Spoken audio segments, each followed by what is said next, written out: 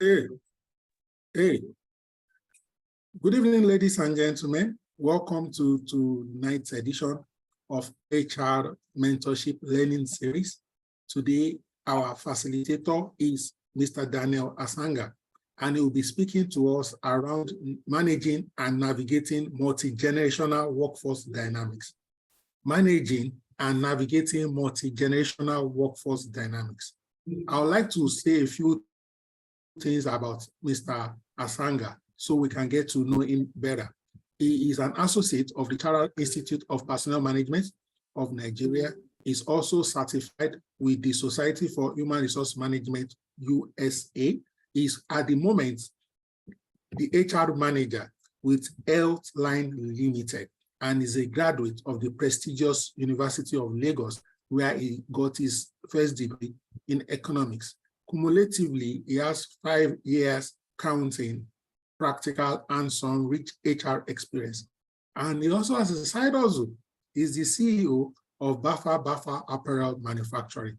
Let's welcome to this prestigious platform, Mr. Daniel Asanga. You have the floor, sir. Okay, thank you very much. Thank you very much, Mr. Oriemi.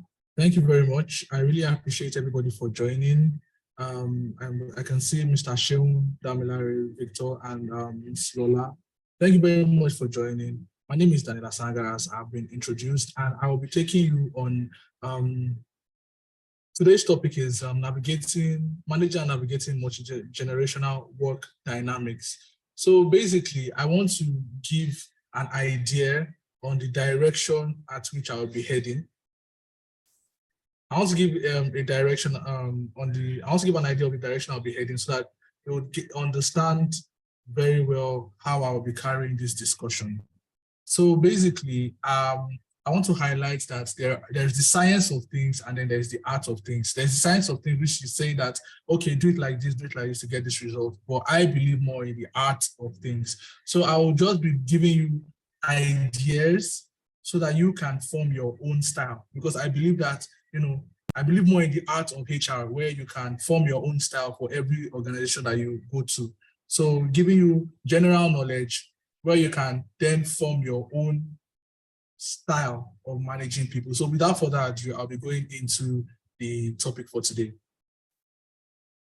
So there are some key terms I believe will help you manage multi-generational work environments. And what are these key terms? I said the key terms, if you understand these terms, you are good to go. These terms are diversity and inclusion, emotional intelligence, understanding culture, observation, and then effective communication. Let me repeat it again. These terms, I look at the topic of managing multi-generational workforce, and I understand that if you understand all these terms, you can then form your own style to manage for every organization that you find yourself, because no two organization is the same. So if I come and tell you, okay, like this, you might go somewhere else and find it completely different. So I want to let you understand some key concepts that will help you further develop your style in every organization that you go to, because no organization will ever be the same. So the first one is diversity and inclusion. So now what's diversity and inclusion? I put this thing as basic as possible so that everybody can understand. Diversity is to understand that people are different. Now, what does that mean? In the context of managing multi-generational workforce, there's something they call generational gap. Generational gap means that the difference in thinking and ideologies of different generations. You would agree with me that different generations have different ideologies for thinking. If you look at, okay, for instance, the issue of, let's even take something as simple as going to church. You see that they tend to carve out a youth church outside the normal church because, youth church seems to be more interesting. Maybe while the pastor is preaching, one youth wants to shout, woo, and, youth want to show energy, which is different from the thinking of another generation. Other generation might like their church quiet. So diversity is to understand that, first of all, group of people are different. So we are looking at diversity at a large scale of your organization in concerning the multi-generational workforce, that the different generations of your workers are different. So what are these differences? You are looking at how technology savvy each generation is. You know that the Gen Z are more technology savvy than the maybe baby boomers and all that.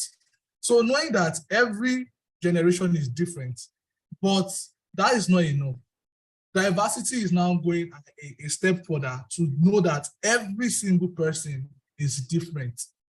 So that's why I said that I don't want to come and start giving similarities or differences between different generations, because you might meet a baby boomer that is just as technology savvy as a Gen Z.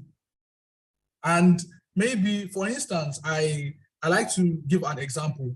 When I'm on a call with a customer care person, and maybe I call any company, and I'm on a call with the customer care person, and then the person is speaking, very good English. Hello, good afternoon.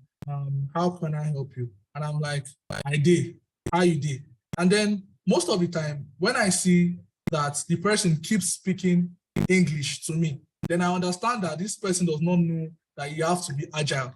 If you're on the call with somebody and he feels more comfortable conversing in Pidgin, which I do, if I see that someone is more comfortable conversing in Pidgin, you have to understand that people are different. So you don't always have to use the same style for everybody, that you must converse in English for everybody.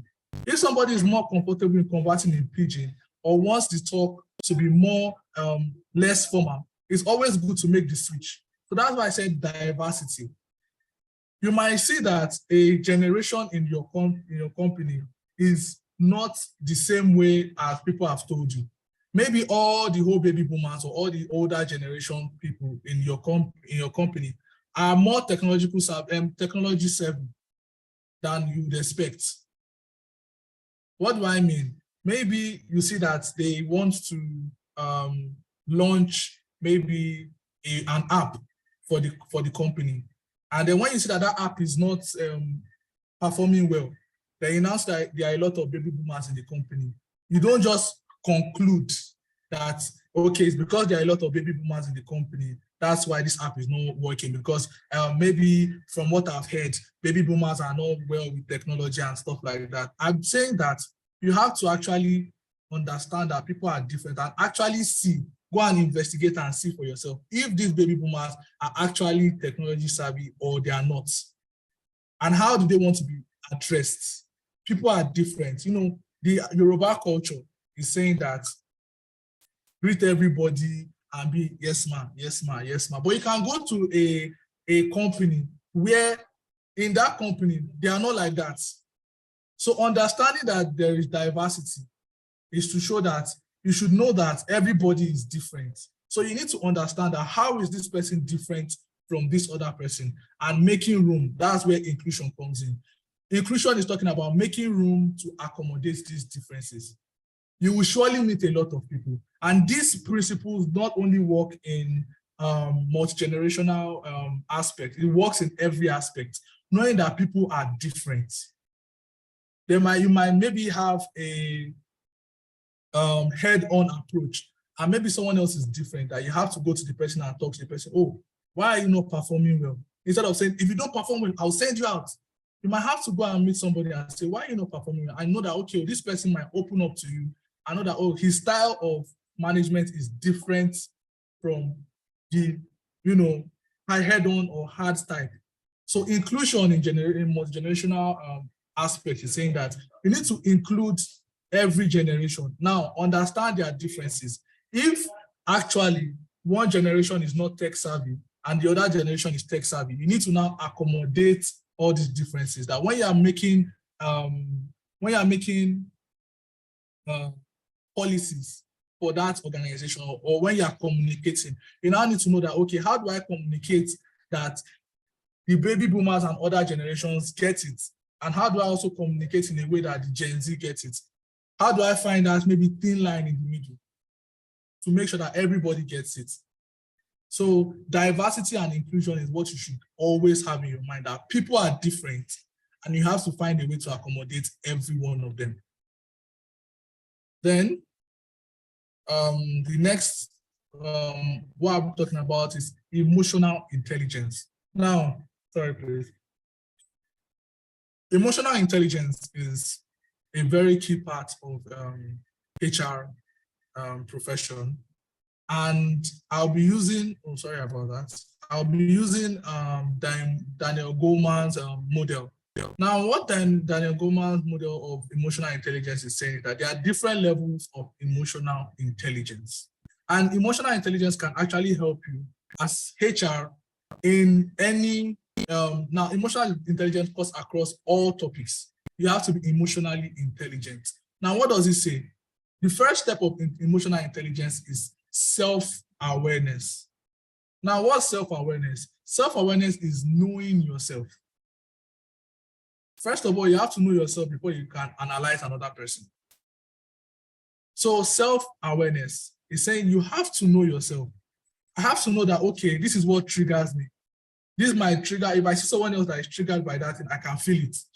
So self-awareness is to know that, okay, how do I make sure that maybe if I'm working with a millennial now, I should know that maybe I'm triggered by if somebody is insulting my work. So when I'm working with a millennial or something like that, and maybe because of my age or something, they might want to be like, oh, maybe you're too young, and I need to be aware that, okay, this thing can get to me, and I need to find a way to actually go ahead of it. So that's where self-regulation comes in. So first of all, as HR, for you to do the proper things, you need to be able to control yourself first. And as a manager, you need to control yourself first. You should be aware of your triggers and you should be able to regulate them. Then you should know your motivation. Now, not only your motivation, understanding the motivation of other people.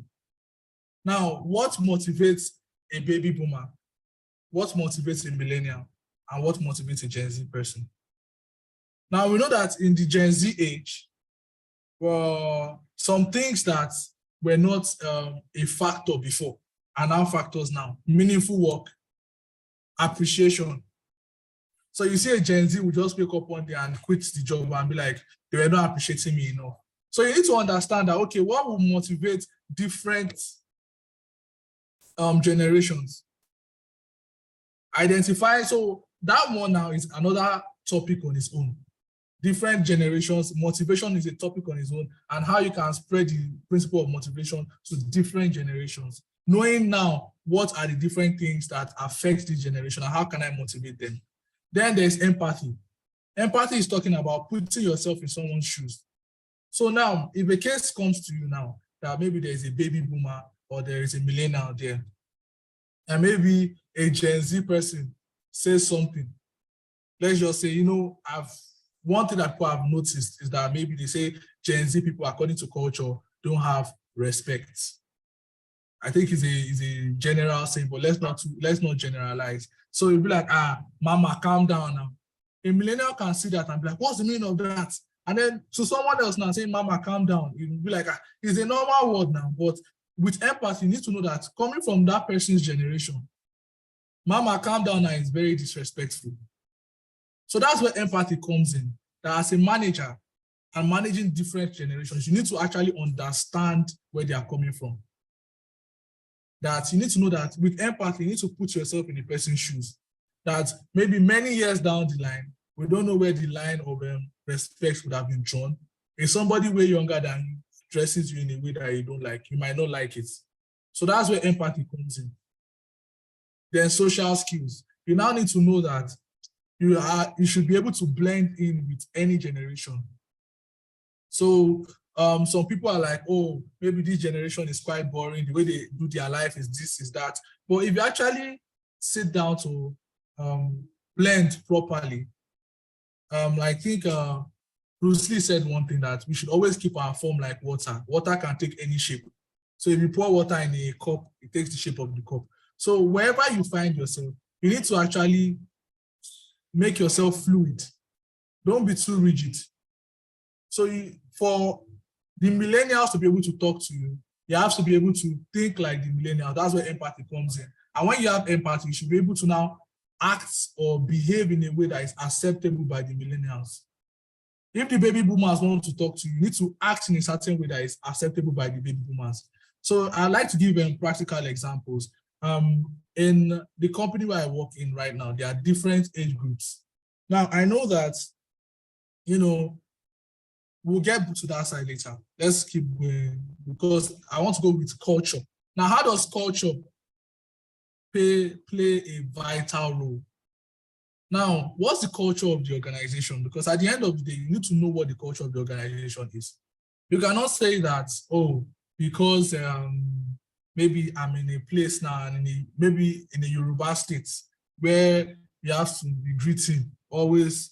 My mom is from a Yoruba family, so when we go for family hangout and all, we know that you have to greet everybody one by one in a very frustrating way or something like that. But you might be working in a company that is predominantly Yoruba, or I'm sorry, I keep using Yoruba, or maybe Igbo. And you might be like, okay, first of all, you have to know that what is the culture of that organization? Is the culture of the organization a very, relaxed culture? Now, if the culture is a very relaxed culture and you are bringing in, policies that is making it, make sure you always greet everybody will be like, if you work if you are working in an organization where they address even people that are older by the first name, when you enter somewhere like that, you need to blend and address people by their first name. Maybe they like it like that. So you need to understand the culture of the organization first, so that you will not go there now and start saying, why are you not calling? Please, everybody start addressing them as Mr. Mrs. And they are looking at you like, excuse me, this is jet age, something like that. So you need to understand the culture of the organization that you're working in. Then the next thing you need to understand is the culture of the geographical area. Yes, you might be working in a place where they are addressing people by their first name because of your organizational culture. But no matter what, wherever geographical area you find yourself, the culture of the land is usually sometimes stronger than people will still have more bias in the culture of the land than organizational culture. What am I saying? Okay, yes, you are calling me by name, but I still expect that you are the one that is supposed to greet me first because I'm older than you. It might be that. Even if I'm calling, okay, I see somebody now, Jide, Jide, good morning. And maybe Jide is older than me. Jide would obviously expect me to greet first because I am younger. And Jide might take offense in the fact that I keep passing him every day and I'm expecting that he will greet me first. In as much as the organizational culture is saying that everybody is equal, age does not play a factor, but the geographical area that you find yourself also plays a factor in how people would, act and react. How do we now relate this culture in handling multi-generational workforce? You need to understand that what's the culture of the place I'm working in. Now, when we are thinking HR, we are thinking global. You cannot take maybe the way you would handle the culture in Nigeria to something in another country. So the culture in Nigeria is different from the culture in America. It's different from the culture in Europe. So understanding culture is knowing that when you want to understand, when you find yourself maybe in a new place or anywhere you are going to, try to understand first the geographical culture, then understand the culture of your organization so that you understand. Then another step you need to go to is, in the same way, embracing diversity and inclusion, is to understand the cultures of individuals in the organization. Let me give an example. I was working in a place in my former company. I was transferred to Cameroon to work there. And while I was conversing with one of the customers, she was like, maybe I forgot something. And then she was like, maybe it's because your mommy did not beat you when you were small. And me as a Nigerian man, when mommy enter any conversation, it's an invitation to fight. Every person knows that if someone is telling your mommy did not do this, your mommy did not do that, it's an invitation to fight. And then I politely told her that according to my culture, if you are mentioning my mom in any conversation that is not praising her, it's an invitation to fight. And I said it very calmly. And then she said, oh, really? I said, yes, that's how it is in my culture. And then she said, okay, no problem. So it helped us to be able to bond properly, even as much as we were relating properly. When she was about to cross the line, I said it politely. So now understanding individuals' cultures now she knows my own stance or where I come from and how we view things like that. Going forward, maybe when she sees another Nigerian, she will not just refer to his mother like that in a conversation. She will be careful to know that, okay, when you are referring to someone's mother in a conversation, it's becoming very serious.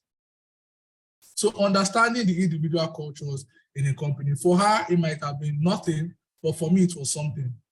I think I've been conversing with some people from the North, and then I hear that if you meet a man from the North, you're not supposed to ask him about his wife. Because like, what's the meaning of that? So if you are working in a place, even multi-generational place, and you're asking about maybe someone's wife or something like that, you're like, what's the meaning of that? Now, an older Northerner, maybe that has not really mixed with people, is different from maybe someone that has grown up in maybe Lagos, that, okay, people ask about people's wives easily. So understanding that, okay, this person, there might be something else now as it relates with age that comes from someone else's culture that you need to understand and actually respect it. That you need to understand and then respect. That, okay, well, this person comes from this culture, and in his culture, maybe according to age, maybe you have to relate with somebody that is older than like that. And then you have to now respect it. Someone can be coming from India and maybe they have another culture in India on how you relate to somebody that is older. So understanding the culture of individuals help you now know that, okay, how do I phrase my messages to different people? How do I phrase my messages to different people? Here, like the company I work right now, how I phrase my messages to different people in the company when I'm emailing them or texting them is different, because it's a lot of mixed cultures here, and then the age difference is also there. So how I phrase it to different people is different. So understanding that will help you when you want to communicate, when you want to pass a message to different people. You need to understand, where is this person from? How do they take something like this? And when the person is relating with you, you need to now understand that, okay, well, maybe he's relating with you in a certain way because of where he's from. And this is how they relate to people that are younger than them. Then you can actually maybe find a compromise and meet in the middle, where one person is not being disrespected and at the detriment of someone else's comfort.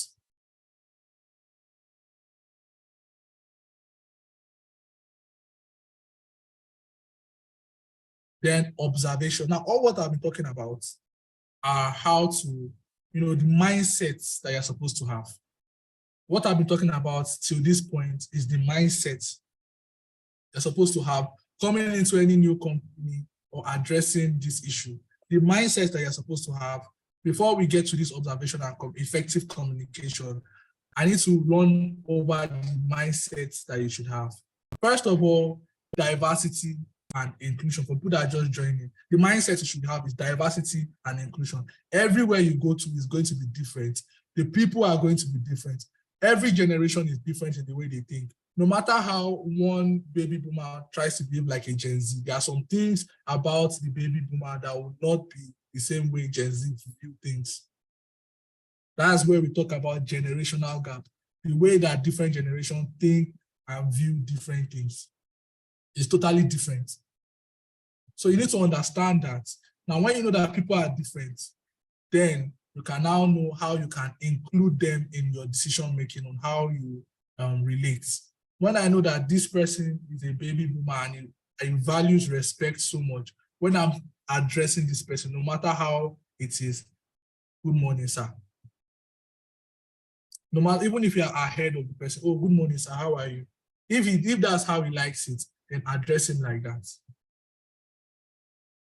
That's diversity, knowing that people are different, understand people are different. Inclusion, make room to accommodate their differences. The concept of diversity and inclusion is universal. no matter no matter the topic you are trying to address, diversity and inclusion is a big part. If you are going to move with people seamlessly, you need to first understand that people are different and then include these differences when you are making your decision, when you are trying to relate with people. How I will greet, maybe there's an elderly person that does security for us here. How I will greet that person is different from how I will greet somebody in the office that is way younger than me. Eka Arosa is Yoruba, Eka Arosa. I know that that's how he likes his greeting. Someone, boss Alpha now, different. So I cannot see someone that is my age mate or someone that is maybe, and I'm like, oh, make sure you greet everybody Eka Arosa, it shows respect. Then Eka Arosa, the person will be looking like, why, which one is Eka Arosa now? And it might feel uneasy around you. So diversity. Now, the first part of diversity is knowing that a group of people are different from other people. Knowing that for a fact is the first form of diversity. Diversity applies to culture, age. Knowing that every set of people are different from another set. That's diversity. It applies to a lot of topics. Then inclusion is saying that you have to include these differences when you are relating with them, when you are making policies to accommodate their diversities. That's the mindset you should have as a global HR. You should have that mindset that everybody is different. The way you relate to people in Nigeria will be different from the way you relate to people overseas. It's different. So understanding that will help you accept things better, that not everybody is the same. You cannot say, oh, because in Nigeria, people are like this, then why are they not doing like this in Europe? You have to understand that people are different, and bringing that to multi-generational workforce, knowing that every generation is different. So having that mindset is very important. Then inclusion, you should be willing and ready to include these diversities in the way you relate with them. The next one is emotional intelligence. You need to be intelligent. When you are faced with these diversities, you should be able to actually be self-aware. Now, when you see something new now, you should be able to know, okay, this thing now, this is how I'm triggered by this thing. So when you are aware that you are triggered by this thing, it might be, okay, in that first shock, and you're like, so something like this is that. Why is this person doing like this or something like that? You are aware that, okay, it's like I'm about to get angry. Now, what emotional intelligence buys you is time. If you address things emotionally, like if you are emotionally intelligent in different situations, it buys you time to be able to understand the situation better. So if you are not emotionally intelligent now, something might just hit you and then you react a kind of way, then you now have to start cleaning up to your mistakes. So emotional intelligence buys you time that you can be in everywhere, every situation, and be comfortable there while you assess it properly and know how to address it. So emotional intelligence talking about self-awareness, self-regulation, motivation, empathy, and then social skills. Self-awareness, you should be aware about yourself. When you are getting angry, you should not be like, oh, I did not know I was getting angry, I just lost my cool. No, when you are in the process of getting angry, you should know that, okay, I'm getting angry, or it's like I'm not handling this situation very well. Then you should be able to self-regulate. Self-regulation might be finding a very calm way to leave the scene before it gets to a conflict. Or maybe just keeping quiet and letting it go. Then now maybe a baby boomer addresses you in a way that you don't like. Emotional intelligence is saying that, okay, you might let it slide and try and understand that where is this person coming from? Do you understand? That's where empathy comes in. Like, okay, why would he relate to me like this? Try to understand that what can be this person's motive. Then social skill is saying that when you are in Rome, you act like a Roman. Social skill is saying that when you are with the baby boomers, be a baby boomer. When you are with the Gen Z, be a Gen Z to the best of your ability. So social skill is very important. Saying that wherever you find yourself in all these multi-generational parts, try and relate with them as much as possible. I recollect that when I'm with, some people always mistake maybe my age. When I'm with people older, they're like, you seem older. When I'm with people younger, I can play. When I'm with babies, I'm running up and down and being all baby with them. So being able to blend in with different generations is actually a very key skill in emotional intelligence. That's the skill comes from emotional intelligence. So at the end of the day, having emotional intelligence and having that mindset that you have to be emotionally intelligent will help you address the situation better. So we're talking about different mindsets. First, the mindset, then what you need to do. Then the next one is to understand culture, because that's where a lot of problem comes from. People don't understand that culture is more a key topic under diversity. Now, understanding the culture is first to know that what's the culture of the organization. You might be in a place where you want to greet everybody, but the culture of the organization is saying address people by first name. That's how they want to run their organization. Hey Tunde, hey Tai, and maybe Tai is an old timer, and then you say, hey, good afternoon, Mr. Tai, how you doing, man? She'll be like, please, that's not how we address people here. So understanding the culture of the organization is key. Now, understanding the culture of the area is also key too. Why am I saying that? You might be saying, oh, she's okay with you calling her by her first name. I use that example. She's okay with you calling her Tai, even if she's an old timer. But she's not okay with her having to greet you first. Because in normal Yoruba or you that you are younger, to greet the elderly person first. That's how it's supposed to be. If you don't greet her first, you'll be perceived as rude, and that can cause a problem. So understanding the environment, now you might go to another place now where it's greeting first is not an issue. Someone older can greet you first. Someone younger can greet first. That's not an issue.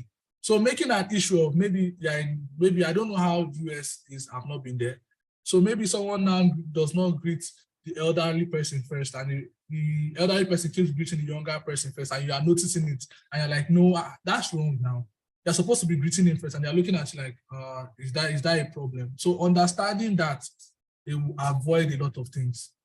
Then, what is the culture of the individuals in the company? Knowing the different cultures of each person will help you relate with them properly, and also how they view diversity, age diversity. So that's why I'm saying that all these things are mindsets. These mindsets will open up your mind that people are different. Sorry, please, I just wanted to accept me. This will open up your mind to actually help you understand many other problems, solve many problems for you, not only handling multi-generational workforce, but different issues with differences. People are different, and culture plays a vital role in that. And every organization that you find yourself, the culture of the organization plays a vital role in how you relate with everybody in the organization. Now, this is not how you now tackle every specific organization. Observation is very key. You should not go to an organization now or anywhere you find yourself and just try to attack a problem. You need to know what is the origin of the problem. You need to understand now. Observing everybody will help you know how is this person's culture. So for me, I believe that once you enter an organization, or if you've not done it before, the first thing you should first do is to sit back and then observe. Let me give an example. The first place I worked, luckily for me, to the glory of God, every place I've worked from my first job, it was in managerial role. From my first job coming from university. So at the end of the day, me as a fresh graduate, already working in a managerial role, was not sitting well with a lot of people. So what did I do? I knew that the first thing I was going to do, I was not going to just enter there and start making changes and start making myself important. I first sat down and I observed. Now, there was this major antagonist my major antagonist was, everything was always finding fault in what I was doing. And what I did was that I observed, and I knew the kind of person he was, that he likes praises, words of affirmation. So observation actually helps you with different things.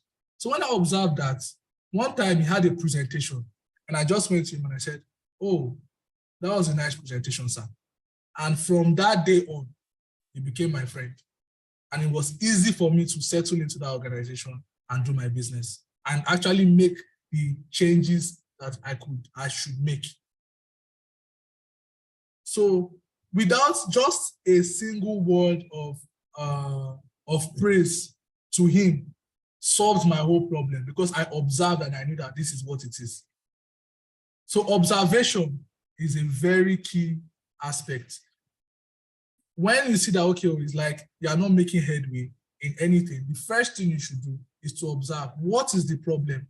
How are these people here? What is their motivation? What can I do to actually get on their good side? And then who are the key people here? Because in every group of people, there's always a key person. And once you can turn the mind of that key person, every other person will follow him. So observing that and knowing who the key players are, especially in every, even in this, let me take it down to the managing multi-generational workforce. You know that in every generation, there will always be one person there that is controlling his circle. Or majority of the circle is controlled by one person. It's always there. There's always a leader of every generation. If they are gathering to have a talk, all those maybe they only want to chill with their sets. There will be one person in that set that is the person that calls the shots. So understanding all that can only come from observation. And then the topic of observation, again, is not only for this. It's a general topic.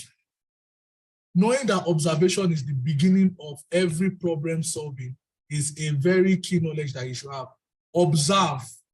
Always observe. That's where you get insight. If you just keep doing what you are doing without observation, at the end of the day, you end up saying that you are just trying to make steps, and these steps might not be working. And if you just sit back for a moment and observe, then you will know that the real answer might not have been as hard as you thought.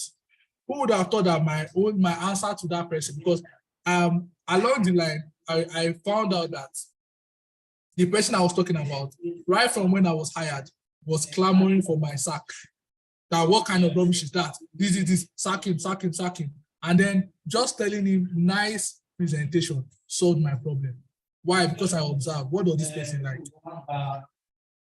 So you have to understand that observation is the, sorry, please. Yeah, thank you. You have to understand that observation is the key to solving every problem. Now, the next key to solving the problem of multi-generational workforce or every other problem that you might have is effective communication. Effective communication now. This helps everyone to understand each other and prevent conflict. But what is effective communication in itself? You have to understand that effective communication is two ways. It's two ways. Now, I cannot say I'm an effective communicator when all I do is talk. Some people think that because they talk a lot and they can talk very well for 2 hours, they are effective communicators. It's not true. If you are not getting feedback from what the person, from who you are talking to, you are not communicating effectively. If someone comes to you now and says, I'm not feeling well today, and then the next thing you are saying is, maybe it's because you're on your phone too much. Maybe, and you talk for 2 hours, you're not effectively communicating. You might give him a whole lot of tips, but maybe what is making him not feel well that day is because of hunger. And if you just calm down and get feedback, you know that, oh, these symptoms that you are facing is hunger, or just go and eat, and that's the end of. Oh, sorry about that. So, please, can you put on the light back?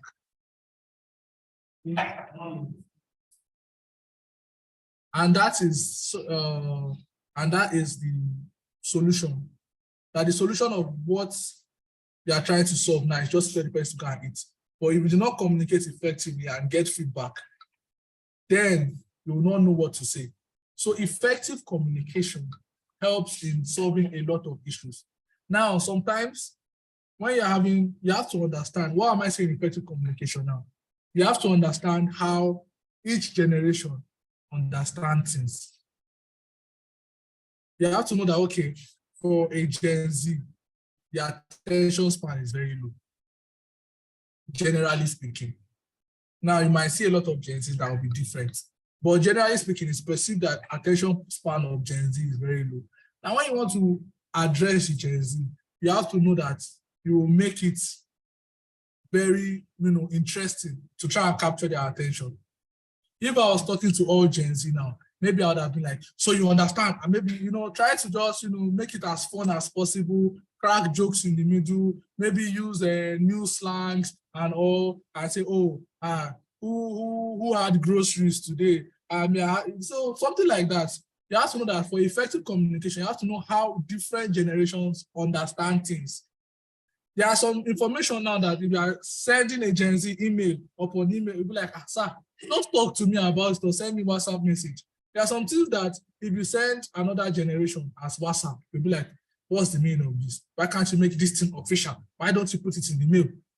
So you need to understand that for you to communicate effectively, you need to understand, that's why I said the mindset of all that people are different, accommodate their differences, know about their culture, be emotionally intelligent enough to tell the difference and how to act about it.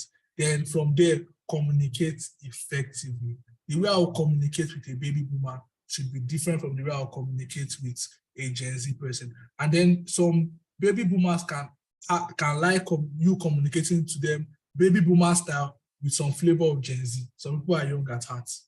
So understanding that and being able to communicate effectively that, okay, when you now have a conflict, addressing it properly is very important. Addressing each conflict properly is very important. So like I said before, when someone was addressing me in Cameroon and spoke about my mother, that because your mother did not beat you, that's why you're forgetting things. I did not like it, but I communicated it in a very nice way that, ma, and I was, since it was still in the spirit of joking, I was laughing because it was a face-to-face conversation. I was laughing, I'm like, ma. Anyway, you know that people are different in their culture. In my own place, if you tell a Nigerian boy and include his mother in any conversation, and you are not praising the mother, it's an invitation to fight too. And I just laughed about it, but she got the message. And then she was like, okay. But she knew that I was being polite enough, but I was passing the message. So she got it, and then all through my stay in Cameroon, we kept on being friends and we spoke a lot. But all through the remaining of my stay in Cameroon, she never referred to my mother again because I made it clear that where I'm from is invitation to fight. I could have said it differently. What's the meaning of all this rubbish? But understanding it will, knowing that, okay, this person, if it was a Nigerian woman that did it, I'll be like, you should know about this thing now, that this is how it is. But knowing that she's from a different culture, it might not be that way there. So that's why, okay, I can let this one slide. And I told her as, nicely. And then from there, it helped our communication and it helped us build a better relationship. So thank you very much. I didn't want to take so much of your time. So please, if you have any questions, I'll be answering questions for the remainder of the meeting. If you have any question, please raise your hand up so that I can unmute your mic. Please, if anybody has a question, please raise your hand up.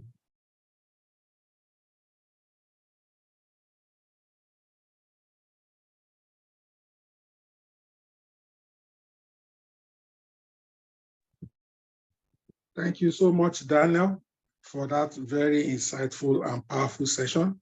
Please, if you have any question or you have a comment or you have a contribution to this discourse, please, this is a good time to ask your question or share your thoughts or insights as we hope to wind down in the next few minutes. Thank you.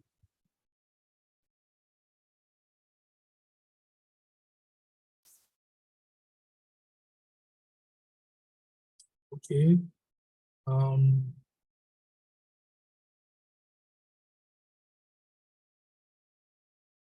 I think Olayinka has a question. Please, I think I've asked you to unmute. Please, can you unmute yourself? Okay. Yeah, good evening. Sorry I joined late and I didn't get your name. Okay, I think Mr. Daniel, right? Yes, yes, yes. Okay, good evening. Thank you so much for the presentation. So insightful, and I'm happy to be part of your thoughts with us. So I would like to ask this question. I work in an HR firm, and I have our boss, okay, which is the MD. Our type of person is the person who likes praising her. That's the word of affirmation, right? And seriously, I've never been the type to do that for her. I've never for once liked it, okay? And I have my reasons for that, because I count it as a boss who likes people to always come to, gist with her. Sometimes even, when people are talking at her back, and those people will come and report to her and all that. I've never been a fan of that. Until today, I'm not sure if I'm in, let's say 50% in a good book. So I've made a decision that is either I continue in that way, or I just find my way to X myself out of the company, which I'm working towards.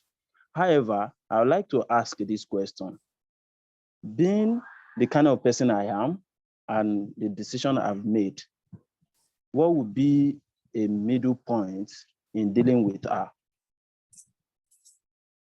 Okay, so what's the middle point of dealing with her? So I like the fact that you've been able to, you've done the first part, which is observation. Now that you know that that's the kind of person she is, that she likes people coming to gist with her, she likes people, feeling like she's part of their life, she likes words of affirmation and all. Now, the thing about it is that there's another topic on its own, or organizational politics. To be honest, for you to move far in any career, you need to know that organizational politics is very important. Now, how do you play this politics? There are ways you can play organizational politics very respectably. How do you do that? Now, you can find a middle point of all these things, which is greet her when you come in. When you are going home, greet her. If something as simple as that can give her that feeling of, oh yeah, this person recognizes me. So before you go home every day, ma, bye-bye, good night, ma. Hope you have a nice day. Just something as simple like that. Oh, have a nice night, ma. Good night, ma. Oh, hope your night was okay. Or something like that. Now you have to understand if she likes something like that. So you communicating with her does not have to be about somebody else's matter, or come and tell her, oh, this person said something at your back. It might be as simple as greeting her on a regular basis. And maybe when you have, ideas, if ideas about the company comes to you or something like that, finding a way to just go and, drop it for her. So that way she feels that you are, I feel her kind of person, from what I've heard, it's kind of that she wants people that have her back. She wants people that are always looking out for her. So you can find a midway in all that. Making sure that you communicate with her regularly is a way. Greeting. People don't know how far a greeting can go. Greeting her when you come in. Greeting her when you go out. Oh, ma, I'm going home. Bye-bye, ma. Have a nice day, ma. Something like that. So that's a good midpoint to start from. And then from there, you can see how you can respectfully build the relationship in a way that it does not conflict with you. And then you are finding a middle way. Because even the next generation, the next organization that you are going to, you are not sure if you will not meet somebody that is like that too.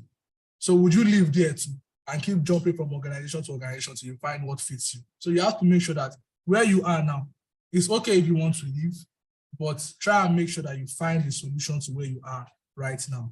And it can start from communicating with her little by little, and then finding the right blend of style of relating with her in a way that it suits you and it suits her. Does that answer your question, please? Hello, Mr. Yinka. Thank you so much. I think we can still take one more question and contribution. Anyone? Question, comments, contributions?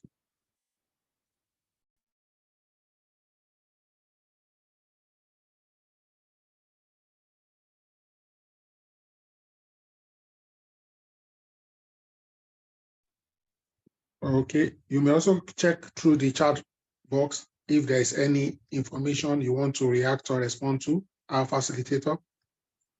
Okay, thank you so much. How do you deal with bosses that have relatives everywhere who in turn disobey orders? Your MD will always tell you to handle them carefully. Okay. This one is very dicey. So how do you deal with bosses that have relatives everywhere who in turn disobey orders? So now, at the end of the day, the first thing that you have to do again is, this is a case that talks about building a good business case. What is building a good business case? You have to be able to let your boss understand what is the disadvantage of this. So for instance, every time they act unruly, note the action and note the reaction. She spoke to this elderly person anyhow. In return, this person resigned. If she continues doing like that, we might lose key hands. Have that as point one. When somebody else does something like that, just keep the records of what their actions are and what the following consequences are. When you have that, you build a strong business case and go and meet them and say, if we don't have a policy that will regulate all these things and have everybody act accordingly, this is what is going to happen. If this keeps happening, then we don't have a business here. So having all that on ground will help you build a good business case for whoever is listening, so that you will be able to implement the right changes that you want to do. I hope that answers that question. Then, sorry, please, how can one handle a Gen Z that is who is rude and always coming to work late? See, there is generational differences, and then there's being unprofessional. Rude and coming to work, in fact, coming to work late is called tardiness. It is not a generational difference that you are supposed to cope with. What is the organizational policy towards coming to work late? And you communicate it effectively to the person that you've been coming to work late regularly on, so and so occasion. If you keep doing like this, what the organizational policy for late coming is that if you don't meet up with so and so attendance, or if your tardiness level is this, what is the punishment? And if you do that, this is how we'll punish you. Please, I hope you understand, so that it doesn't repeat itself again. Then when the person is rude, address the issue. So please, when you're addressing the issue, try not to deviate. Address that particular issue that you are being rude, and this is going to disrupt the organization. Always be, have your points down. If you have your points, it will help guide your conversation very well. And then now let the person might not know that it's being rude. Like say, Oga, what's up now? You need to educate the person. That's where effective communication comes. You need to educate the person that, look, everybody in this place, most people here are not Gen Z. Understand that. So for you to work properly here, please, I would advise that you accord everybody their respect so that we have a harmonious work environment. So communicating to the person properly would help. Now, look, you being rude is not okay here. And then coming to work late is called tardiness. And please follow the organizational policy. If there is none, please create and then follow it with everybody so that the person understands that you are not victimizing the person because it's young, but this is what the organization has determined and you are just following protocol.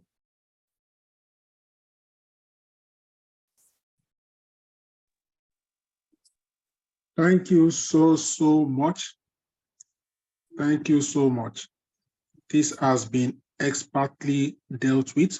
I'd like to thank our facilitator for today, Mr. Daniel Asanga, for doing an excellent job. Thank you for your resilience. Thank you for your perseverance. We look forward to having you on this platform soonest. Ladies and gentlemen, we'll be back by 7 o'clock for another session, please do your best to be available. Of course, you can always catch up on our YouTube channel for this specific webinar and any other webinar we have done in the past. Thank you and enjoy the rest of your evening. Bye. Thank you very much. I think I see a hand up. Okay, yeah, I was going to say that. Can we handle that one first? Okay, let me ask to unmute. So, Mr. Abiodun, please, can you unmute your mic?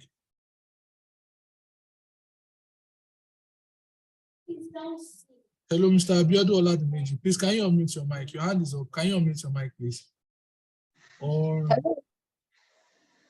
Hello. oh, sorry. Okay. Hello. Good evening, ma'am.